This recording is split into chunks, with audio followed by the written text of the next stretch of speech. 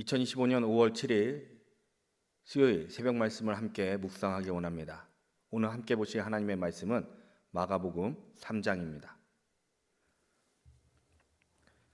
예수께서 다시 회당에 들어가시니 한쪽 손 마른 사람이 거기 있는지라. 사람들이 예수를 고발하려 하여 안식일에 그 사람을 고치시는가 주시하고 있거늘 예수께서 손 마른 사람에게 이르시되 한 가운데에 일어서라 하시고 그들에게 이르시되 안식일에 선을 행하는 것과 악을 행하는 것, 생명을 구하는 것과 죽이는 것 어느 것이 옳으냐 하시니 그들이 잠잠하거늘 그들의 마음이 완악함을 탄식하사 노하심으로 그들을 둘러보시고 그 사람에게 이르시되 내 손을 내밀라 하시니 내밀매 그 손이 회복되었더라. 바리새인들이 나가서 곧 헤롯 당과 함께 어떻게 하여 예수를 죽일까 의논하니라. 예수께서 제자들과 함께 바다로 물러가시니 갈릴리에서 큰 무리가 따르며 유대와 예루살렘과 이두메와 요단강 건너편과 또 두로와 시돈 근처에서 많은 무리가 그가 하신 일을 듣고 나오는지라. 예수께서 무리가 에워싸 미는 것을 피하기 위하여 작은 배를 대기하도록 제자들에게 명하셨으니 이는 많은 사람을 고치셨으므로 병으로 고생하는 자들이 예수를 만지고자 하여 몰려왔음이더라. 더러운 귀신들도 어느 때든지 예수를 보면 그 앞에 엎드려 부르짖어 이르되 당신은 하나님의 아들이니이다 하니 예수께서 자기를 나타내지 말라고 많이 경고하시니라. 또 산에 오르사 자기가 원하는 자들을 부르시니 나아온지라. 이에 12를 세우셨으니 이는 자기와 함께 있게 하시고 또 보내사 전도하며 귀신을 내쫓는 권능도 가지게 하려 하심이러라. 이 12를 세우셨으니 시몬에게는 베드로란 이름을 더하셨고 또 세베대의 아들 야고보와 야고보의 형제 요한이니 이 둘에게는 보아 너게 곧 우리의 아들이란 이름을 더하셨으며 또 안드레와 빌립과 바돌로메와 마테와 도마와 알페오의 아들 야고보와 및 다데오와 가나안인 시몬이며 또 가롯 유다니 이는 예수를 판 자더라. 집에 들어가시니 무리가 다시 모임으로 식사를 할 겨를도 없는지라. 예수의 친족들이 듣고 그를 붙들러 나오니 이는 그가 미쳤다 하밀러라. 예루살렘에서 내려온 서기관들은 그가 바알세불이 집혔다 하며 또 귀신의 왕을 힘입어 귀신을 내쫓아낸다 하니 예수께서 그들을 불러다가 비유로 말씀하시되 사탄이 어찌 사탄을 쫓아낼 수 있느냐. 또 만일 나라가 스스로 분쟁하면 그 나라가 설 수 없고 만일 집이 스스로 분쟁하면 그 집이 설 수 없고 만일 사탄이 자기를 거슬러 일어나 분쟁하면 설 수 없고 망하느니라. 사람이 먼저 강한 자를 결박하지 않고는 그 강한 자의 집에 들어가 세간을 강탈하지 못하리니 결박한 후에야 그 집을 강탈하리라. 내가 진실로 너희에게 이르노니 사람의 모든 죄와 모든 모독하는 일은 사하심을 얻되 누구든지 성령을 모독하는 자는 영원히 사하심을 얻지 못하고 영원한 죄가 되느니라 하시니 이는 그들이 말하기를 더러운 귀신이 들렸다 함이로라. 그때 예수의 어머니와 동생들이 와서 밖에 서서 사람을 보내어 예수를 부르니 무리가 예수를 둘러 앉았다가 여짜오되 보소서 당신의 어머니와 동생들과 누이들이 밖에서 찾나이다. 대답하시되 누가 내 어머니이며 동생들이냐 하시고 둘러 앉은 자들을 보시며 이르시되 내 어머니와 동생들을 보라. 누구든지 하나님의 뜻대로 행하는 자가 내 형제요 자매요 어머니이니라. 아멘.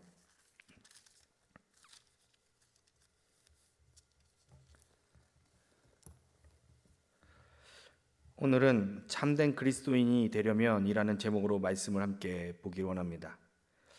예수님 앞에 나아오실 때 어떤 마음으로 나아오십니까? 진정으로 예수님께 나아온다는 것은 예수님을 의지한다는 것입니다. 그 시작이 교회와 주님의 말씀, 예배를 통하여 듣는 것이죠.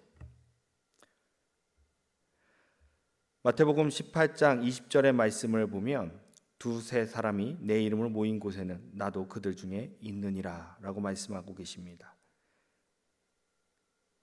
이 교회와 예수님을 경배하고 예배하고자 주님의 이름으로 모이는 이곳, 주님이 함께 하시는 이곳, 그곳이 바로 교회입니다. 예수님을 만나기 원한다면 예배의 자리에 오시기를, 교회에 오시기를 힘써야 할 것입니다. 예수님이 계신 그곳에 육신과 마음의 치유가 있고 생명이 있기 때문입니다. 첫 번째로 예배의 자리에 있어야 합니다. 참된 그리스도인이 되려면 시작은 예배의 자리에 들어와 있는 것입니다. 본문 1절의 말씀을 보면 예수께서 다시 회당에 들어가시니 한쪽 손 마른 사람이 거기 있는지라. 예수님께서 회당에 들어가시니 이미 자신의 육신의 연약함 때문에 고침이 필요한 자가 있었습니다.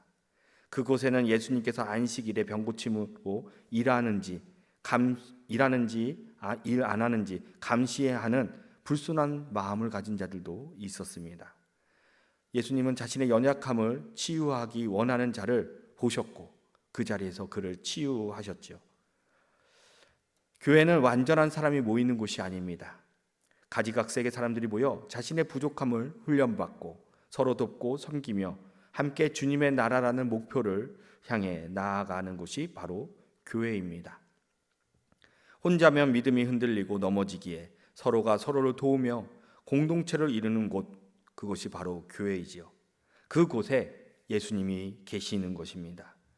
불순한 마음을 가진 자에게는 예수님께서 함께 하셔도 예수님의 기적을 볼 수 있어도 자신이 직접 그 기적을 체험할 하나님의 은혜를 직접 체험할 수가 없습니다. 그러나 겸손히 주님께 나아가 간절히 주님의 도움을 간구하는 자들은 그 도움을 사모하는 자들은 그러한 자가 진정한 영적 예배의 자리에 나올 수 있게 되는 것입니다. 물리적 공간에 불순한 마음을 가진 자여도 나올 수는 있지만 주님을 만나고 경험하는 자는 영적 예배의 자리에 나오는 진정으로 주님을 사모하는 자들인 것이지요. 첫 번째 대지를 통하여 이렇게 적용하기 원합니다. 예배의 자리에 나아가는 것을 막는 상황과 환경은 무엇일까요? 이것을 이겨내고 예배의 자리에 나아갈 방법이 무엇일까요? 두 번째로 무리 중 한 사람이 아닌 제자가 되어야 합니다. 예수님의 기적은 당시 사람에게 굉장히 대단히 큰 충격이었던 것입니다. 많은 유대인들이 주님께서 하신 일을 듣고 나아왔습니다. 너무 많아서 자신을 에워싸고 자신을 미는 것을 피하시기 위해 작은 배를 띄우시기도 하셨습니다. 사람들이 예수님을 구경하기만 하는 것이 아니라 예수님을 한 번만이라도 만져서 자신의 병을 낫기 원했기 때문인 것이죠. 이들 모두 주님의 말씀을 갈망하고 소망하여 주님께 나오기보다는 자신들의 목적과 이유를 위해 나아온 것입니다. 하나님은 이들에게 치유의 은혜를 주셨고 복음의 은혜를 주셨지만 이들에게 권능을 주시지 않으셨습니다. 오직 제자들에게 주셨던 것이죠. 본문 13절에서부터 15절의 말씀을 보면 또 산에 오르르사 자기가 원하는 사람을 부르시니 나아온지라. 이에 12를 세우셨으니 이는 자기와 함께 있게 하시고 또 보내사 전도도 하며 귀신을 내쫓는 권능을 가지게 하려 하심이로라. 그들이 예수님께서 호수에서 산으로 자리를 옮기셨을 때에 수많은 무리가 함께 이동하였습니다. 예수님은 수많은 무리들 중에 자신이 원하는 자들 12명을 세우셨지요. 그들에게 귀신을 내쫓는 권능을 주시기 위함이었습니다. 모든 무리에게 이러한 권능을 주시려고 하지 않으셨지요. 12명, 예수님을 온전히 따르고 자신의 것을 내려놓을 수 있었던 자들, 예수님과 함께 동고동락하며 예수님의 말씀을 옆에서 듣고 배울 수 있는 자들, 그런 자들로 세우셨습니다. 제자들은 예수님의 기적과 자신의 목적 때문에 한시적으로 따르는 자들이 아니라 예수님이 하나님의 사명을 감당을 다 하실 때까지 따를 수 있는 자, 그리고 예수님이 승천하시고 예수님께서 차후에 주실 사명을 감당할 수 있는 자들, 예수님은 그런 자들을 제자들로 세우시고 훈련하셨습니다. 제자는 어떤 이들입니까? 말씀을 듣고 그 길을 걷는 자들입니다. 자신의 이전 것들을 다 버리고 주님과 동행하는 자들입니다. 제자들은 교만하지 아니하고 주님을 경외하고 사랑하며 주님의 이름으로 세상의 청지기로서 섬기는 자들입니다. 이러한 제자도를 걷기를 소망하며 걸어가는 자가 바로 그리스도인입니다. 두 번째 대지를 통해 이렇게 적용하기 원합니다. 주님을 위해 내려놓는 나의 가장 귀한 것은 무엇입니까? 제자로서 내가 주님께 행하고 있는 것은 무엇입니까? 세 번째로 참된 그리스도인입니다. 참된 그리스도인은 성령의 도우심과 말씀을 통하여 영적 분별이 있어야 합니다.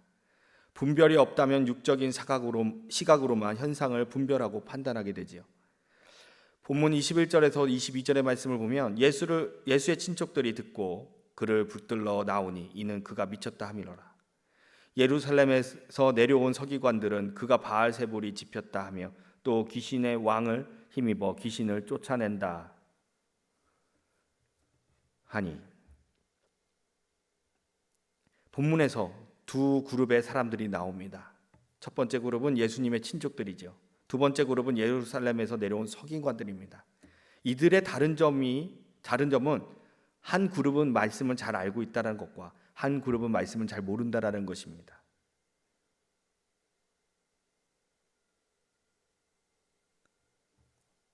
동일한 점은 이 두 그룹은 성령의 임재가 없고 깨닫게 하시는 은혜가 없었다라는 것입니다.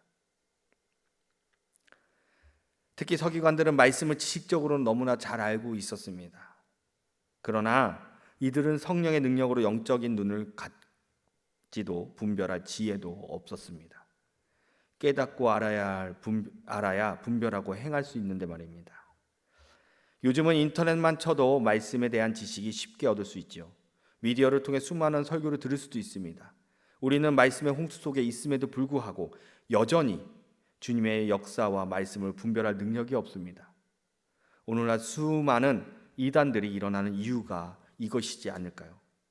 본문 35절의 말씀을 보면 누구든지 하나님의 뜻대로 행하는 자가 내 형제요 자매요 어머니이니라. 말씀을 듣고 우리는 성령님을 알기를 소망해야 합니다. 깨닫기를 소망해야 합니다. 그래야 우리는 주님의 역사를 분별하고 진리가 흔들리지 않고 주님의 뜻에 따라 행하며 살아갈 수 있기 때문입니다. 세 번째 대지 통화 이렇게 적용하기 원합니다. 기도로 성령님의 도우심을 겸손히 주님께 간구하는 자가 됩시다. 그리고 말씀을 볼 때에 겸손히 깨닫는 은혜를 간구합시다. 그리고 깨달은 그 말씀에 순종하는 자가 됩시다. 말씀을 끝맺겠습니다. 참된 그리스도인은 말씀을 많이 지식적으로 아는 것이 아니라 성령으로 깨닫고 알아 그 말씀에 순종하는 자들이 바로 그리스도인입니다. 예수님의 도를 따르는 제자가 그리스도인인 것이죠. 항상 주님 앞에서 겸손하며 주님을 경외하고 사랑하며 자신의 본분을 망각하지 않고 청지기로서 최선을 다하는 자, 그런 자가 바로 그리스도인입니다. 그리스도인은 주님을 떠나 살아가는 것을 상상할 수도 없지요. 이는 곧 죽음이기 때문입니다. 그러므로 우리는 예배의 자리에 나오기를, 말씀의 순종의 삶을 살아가기를 소망하는 우리가 되기를 소망합니다. 다 같이 기도하시겠습니다. 사랑과 은혜의 하나님, 오늘 본문에서 참된 그리스도인의 모습을 보았고 깨달았습니다. 주님, 그냥 듣고 흘려보내는 것이 아니라 고민하고 또 고민하여 내게 부족함이 무엇인지 깨닫게 하시고 나를 복종시켜 변화의 길을 걷는 자가 되게 하여 주시옵소서. 복종이 순종으로 변화되게 하시고 끊임없이 주님께서 맡겨주신 이 세상의 청지기로서 살아가게 하여 주시옵소서. 이 모든 말씀 우리 주 예수 그리스도의 이름으로 기도드리옵나이다. 아멘.